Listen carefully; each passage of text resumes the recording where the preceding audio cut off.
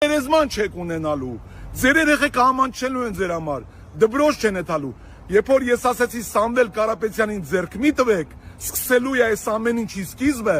որովհետև դուք մարդկանց տերոր անելով, հարձակվելով Սամվել Կարապետյանի պես բարեգործներին, հարձակվելով եկեղեցու վրա,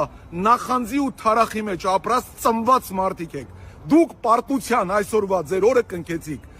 սատանան կրվեց Աստծու դեմ, դու Նիկոլ Փաշինյան որպես սատանա քո հետ գցեցիր